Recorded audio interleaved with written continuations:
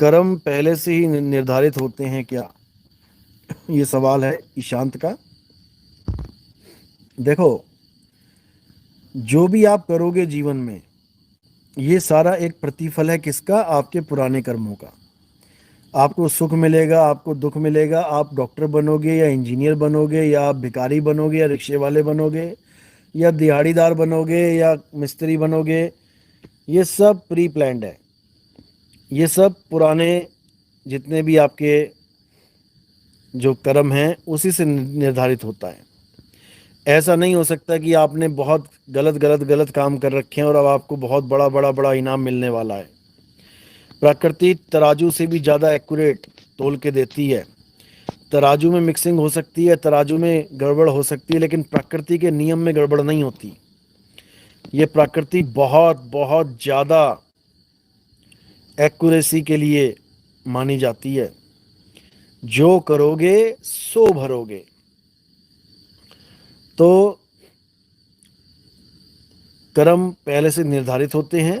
आपने क्या बनना है, आपने क्या करना है, आपने कहाँ खाना खाना है, आपने कहाँ पानी पीना है, किसको मारना है, किससे मारे जाना है, ये सब कुछ प्री प्लान्ड है।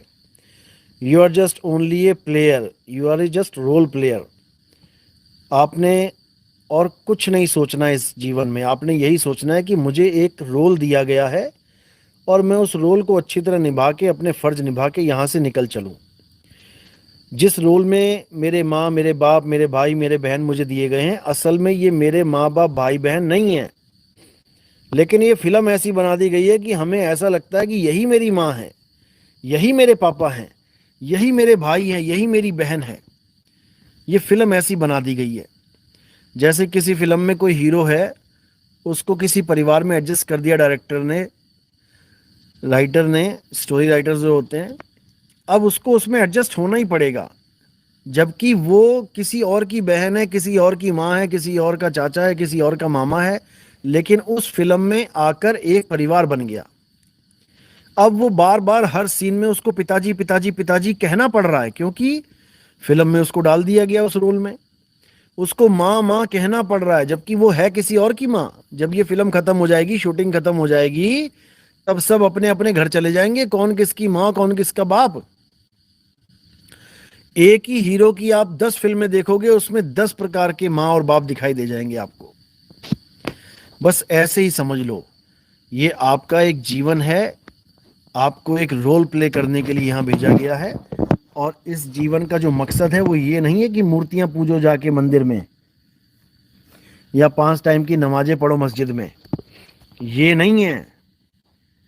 अच्छी तरह समझ लो इस बात को। ये मत सोचना मैं किसी का विरोध कर रहा हूं। ना तो मंदिर जाना हमारा मकसद है जीवन का, ना ही मस्जिद जाना हमारा मकसद है, ना गुरुद्वारे जाना और ना चर्च जाना। लेकिन हमें शुरुआती पढ़ाई पढ़ने के लिए वहाँ जाना ही पड़ता है।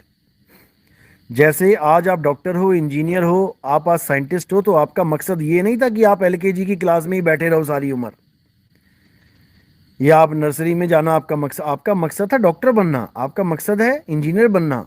लेकिन हमें मजबूरी में जाना पड़ता है वहाँ पर, क्योंकि हमारा बेसिक ज्ञान वहीं से क्लियर होता है। इसलिए कोई हिंदू है, मंदिर जाता है, अच्छी बात है, भगवान भगवान कर रहा है। कोई सिख गुरुद्वारे जाता है, अच्छी बात है, वाहिगुरु वाहिगुरु कर रहा है। कोई मुसलमान मस्जिद जाता है, अच्छी बात है, अल्लाह अल्लाह कर रहा है। कोई ईसाई चर्च जाता है, अच्छी बात है, गॉड गॉड कर रहा है। लेकिन सारी उम्र अगर तोते की तरह रटा हुआ सामान बार बार वही बोलते रहे, ईसाई वही प्रेयर बचपन से लेके मरते दम तक बोलता रहा, तो क्या पाया उसने? वही 5 टाइम की नमाज बचपन से लेके बुढ़ापे तक नमाज पढ़ी, और अंत समय में फिर मरते मरते डर रहे हैं। क्या पाया उसने सारे जीवन में? वही हनुमान चालीसा, वही शिव चालीसा, वही आरतियां बचपन से लेके बुढ़ापे तक गाते रहे मंदिर में। अंत में फिर बचा लो डॉक्टर साहब, बचा लो। फिर क्या पाया अंत में? इसी को समझाया जा रहा है। जिसको पाना है वो ये आरतियां नहीं है, ये नमाजें नहीं है। जिसको पाना है वो हमारा सत्य स्वरूप है, वो हमारा आत्म स्वरूप है, वो हमारा अजर अमर अविनाशी स्वरूप है।